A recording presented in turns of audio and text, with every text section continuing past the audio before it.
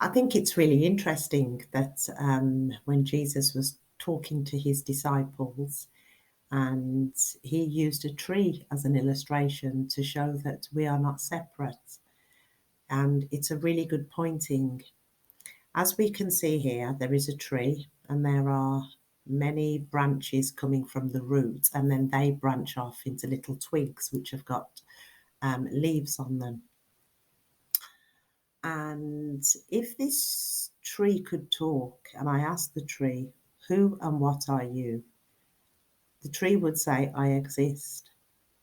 The tree could not say, "I am a tree," because it has no awareness of being a tree. It's just aware of itself as existing. Because for the tree to know it's a tree, it would have to see itself, and it can't. And the tree is the totality. It's every branch that's coming off.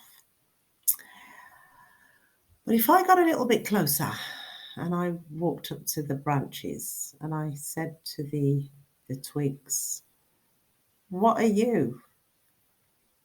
It wouldn't say that I'm a tree because it doesn't recognize that it's a tree, but it would definitely tell me about the leaves that it can see and all of the other branches that it can see. So straight away, it would tell me that it's separate. It probably wouldn't say I'm separate, a separate self, but the direct experience of the twig is separation. It's only when we see the bigger picture that it's part of a tree that we know it's not separate. It can't be separate. It's what makes a tree a tree. But for this illustration, if this twig or branch could talk, it could easily start to describe the leaf. It could tell me that it's 20 years old and it's got green leaves, and sometimes apples grow on it, and sometimes they fall off. And it can start to tell me about the other branches, that it likes them or it doesn't like them, or, that's my neighbour. But it can definitely give me a running commentary on what it believes itself to be. And it's not lying. Well, it is, but it's not. So it's just to have a look at, if we separate the branches from the trunk, it's no longer a tree. So that's just a trunk. We don't call it a tree. It's just a trunk. And it's exactly the same that if we just have a look at some branches, and I've picked some different ones. There's a bare branch on its own. There's a branch with no leaves, or branches with no leaves, and then there's a branch with leaves. You don't call them trees because they're not part of the tree. They've been cut off from the tree. Just like the trunk, the tree was cut away from the trunk. So it no longer is whole and complete. But going back to an absolute, which is who and what the tree is, you can see that it has many branches, and then they go off and have their own branches and then their own leaves, and they all appear to be separate, but it is the tree. So what can be said for all of this is that a tree is whole and complete, and the tree's natural nature is, it just is. That's the nature of the tree. Everything that happens to the tree is the world taking care of it, or should I say life takes care of the tree. It's life that causes the rain to fall to feed the tree. It's life that causes the insects to walk and do what they need to do, because I know insects give life to trees. The whole of nature, life takes care of life. The tree's not straining, it doesn't strain to grow. But if the tree chooses to be separate, it doesn't actually make it separate, but it can appear to be separate. It can appear to be a branch.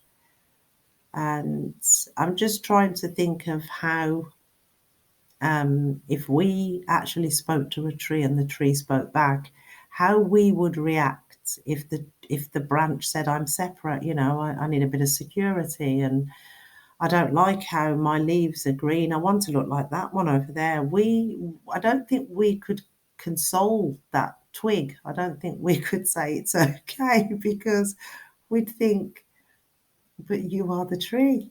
You're all of those other beautiful branches. You're all one, but it doesn't want to listen. No, no, no, no, no. I want those green leaves instead. And so the only thing that we can do to help each other on this journey is to point the the branch back to its true nature.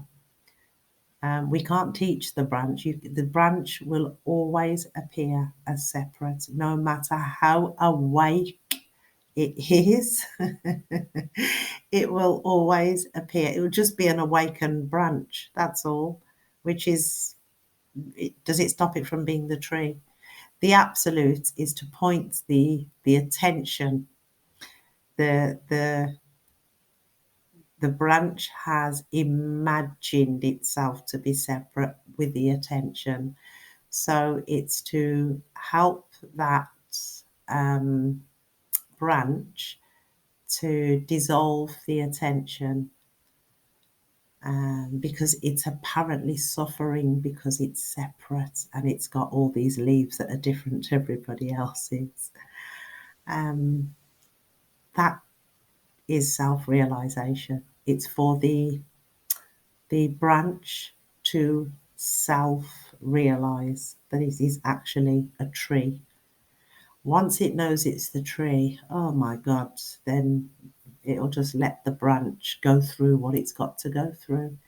And looking at that tree, it's a pretty vibrant tree. That is the pointing that I think is the most simplest to understand when we take the attention away from ourselves, because we can't see, we can only exist, and we're existing talking about ourselves. It's exactly the same as the tree talking. It really is. If the tree said, I exist, and I said, what do you exist as? And it says, all these branches. I'm all of these branches. Then the tree still hasn't called itself a tree because it doesn't know. It just knows that it exists. It's aware. It's aware of its existence. That is all that the tree could be. Anything the tree says after being aware, it's not true. If the tree says I am all of these branches, it's not true, because the tree is not separate from the branches. The tree is not the branches. The branches are part of the tree. They're one. There is no separation. I really hope that this pointing has helped with self-realization. Taking a tree, if a tree could talk, I exist, is what the tree would say. What do you exist as? It will just go quiet because it doesn't know. It would have to assume a shape to give a description. Thank you.